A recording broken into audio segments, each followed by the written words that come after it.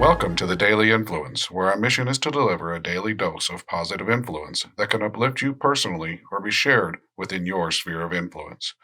While not every episode may directly apply to your unique circumstances, we strive to provide insights and inspiration relevant to most people's daily, weekly, and monthly lives.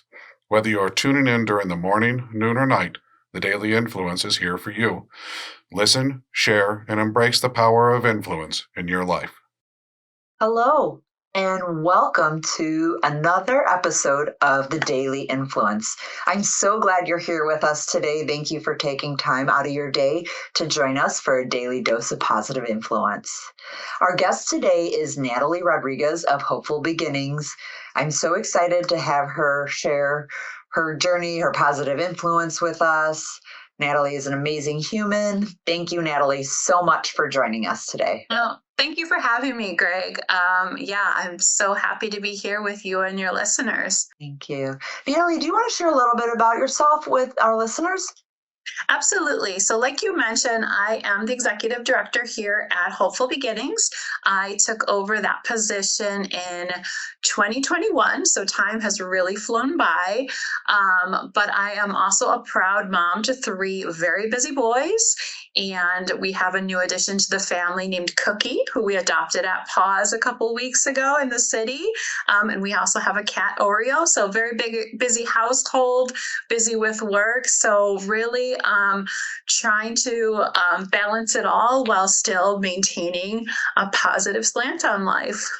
That's great. Well, congratulations on the new addition of Cookie. And I love the names Cookie and Oreo. My kids get the credit for that. Very cute. So, Natalie, can you tell us what inspired you to start spreading positivity and making a difference in the lives of others? Yeah, absolutely. So I haven't always been a super positive person. I think my real turning point in life was probably during the COVID pandemic. I really struggled a lot with my mental health during that period. I had 3 young boys. I was an administrator at a home visiting program, and I was really feeling the pressure to balance it all, like many people, through really big uncertainty. But I think during that time, I really kind of hit my bottom of just not seeing a lot of hope in life. And I decided to get some support for myself. I started therapy during that period. And I really just found that place, that therapeutic place, and that journey to take control of my own life and my own happiness has just been such an empowering journey for myself.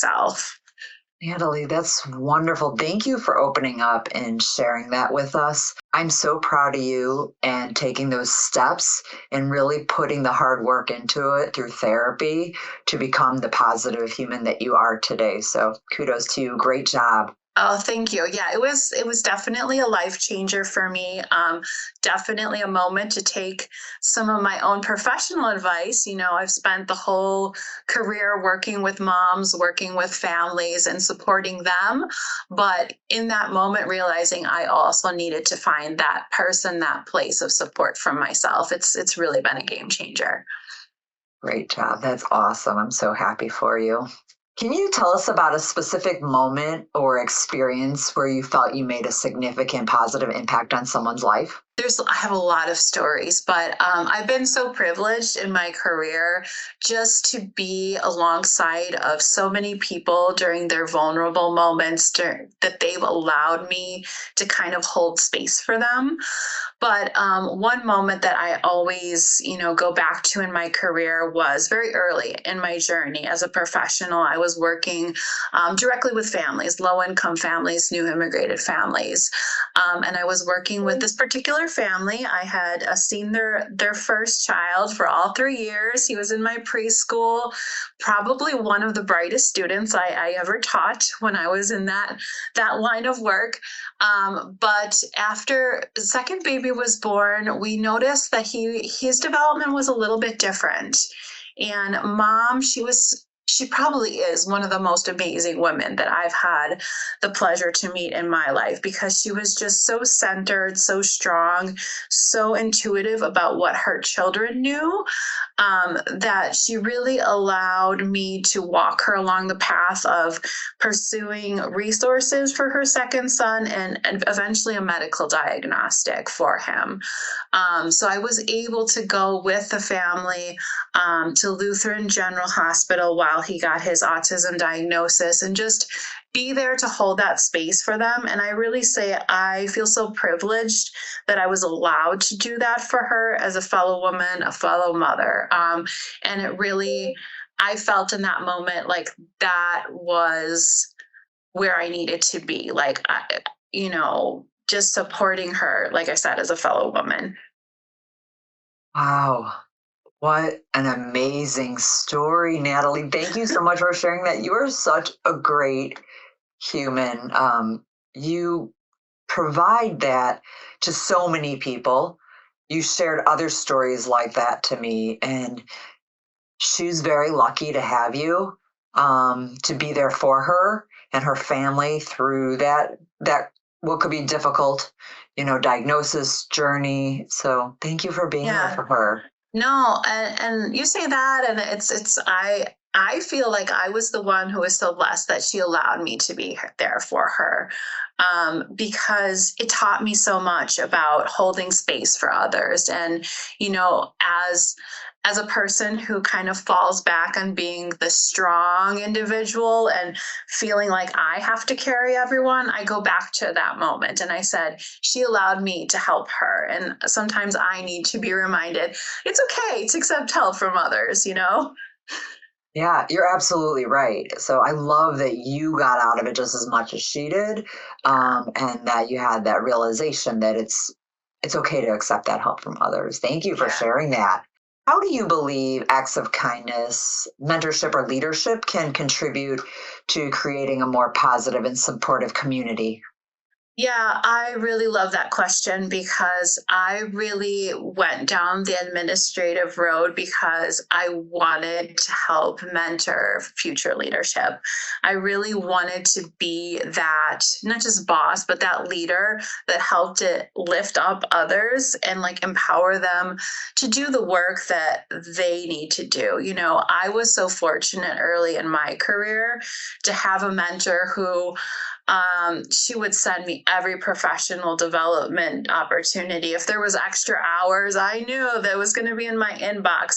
And so now that I'm in this role and I can do the same thing for young professionals, but especially young women professionals, and help them foster their gifts, I really feel it's a very privileged place to be, but it's also what the world needs, right?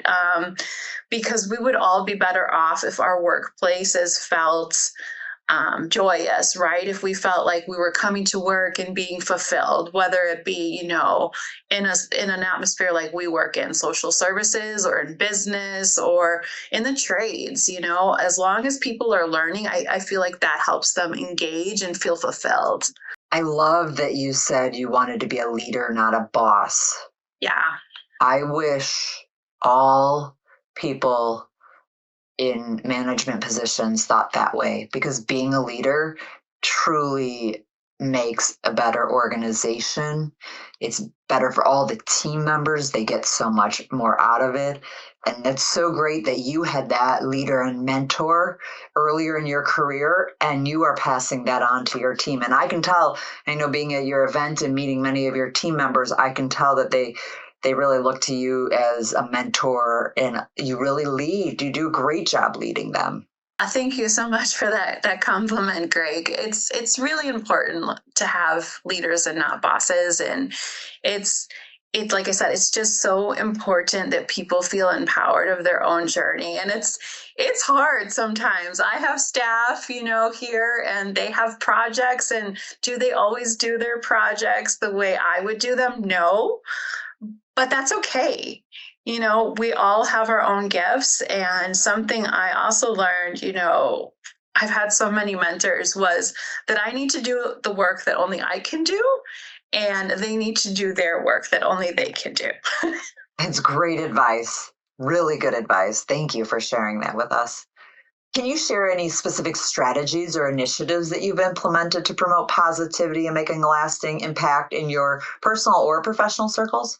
I think a lot comes from early on, like not early on, but about when I started my role as an administrator, I was really fortunate to go through a training from the Erickson Institute in Chicago. They're a graduate school that specializes in child development, and they've kind of branched out to do more leadership and capacity training, especially for early childhood. But they have a model, it's called the FAN model. It's facilitating attuned interactions. And what this model is all about, it's our listening skills, right? It's how are we listening and sitting and matching what we're seeing in front of us. And these are skills like we can really take with our clients, but we're also taking them with our coworkers, with our spouses, with our kids. And I feel like that was probably one of the most valuable lessons that I learned on, my leadership journey and my administrative journey was learning how to listen without formulating those thoughts while the other person was still talking. And it's tough. We were in that training. I think we did a 2-year stint with them. So it was definitely a process. But we got a lot out of it. And it really made me a better person. Thank you for sharing that. That's great. That you're right, that it can be so challenging because so many times we're not listening to learn. We're listening to formulate our response.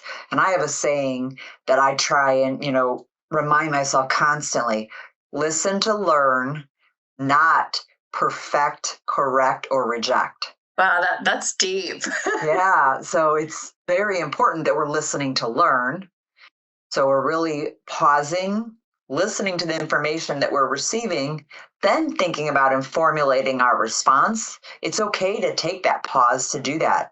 And then by doing that, you're actively listening to everything the individual has to say.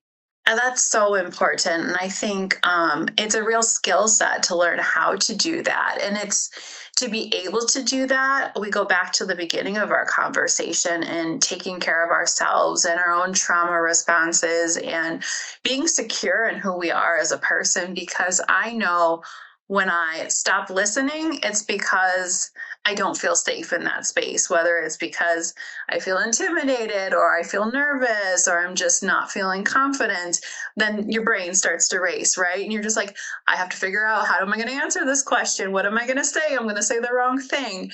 But learning how to slow down and, like you said, listen to learn. I love that. Natalie, what message or words of encouragement would you like to share with our listeners who aspire to make a positive difference in the world? I would say really find your passion. And sometimes your passion will be at work. Sometimes your passion will be in your family. Sometimes your passion will be in artistic spaces. But that's where you should focus your energy, right? And it sounds so cheesy. It sounds so easy, but I feel like it's a constant renewal process, right? Because our passion might not be the same at, I'm going to turn 40 this year. So I guess midlife, as it was in college or it was when I was a teenager. It's constantly figuring out what fuels you. And it's doing those things that only we can do, right? It's really good advice. Thank you for sharing that. It's all about passion and, digging deep to figure out what is your passion. And it could change over time. And there's nothing wrong with it changing over time. Or it could be the same, Yeah. Some people, they have a very clear vision of what they want to accomplish in their life. And that's so beautiful. It's not usually me, but we all have different roads, right? Yes, we do. Natalie, if people wanted to get in touch with you, what's the best way to do that? Sure. So they can always reach me. Usually my work email is the easiest way, which is nrodriguez@hopefulbeginning.org. Or on LinkedIn. Perfect. And we'll put that in the show notes as well. Natalie, thank you so much for joining us today. Your stories, your advice was so valuable. I know that our listeners will get a lot out of this conversation. Thank you for having me. And thank you to our listeners for joining us on another episode of The Daily Influence. If you are enjoying our episodes, please share with your family and friends for those that you think could use a little daily dose of positive influence. And we will see you next time. Have a great day.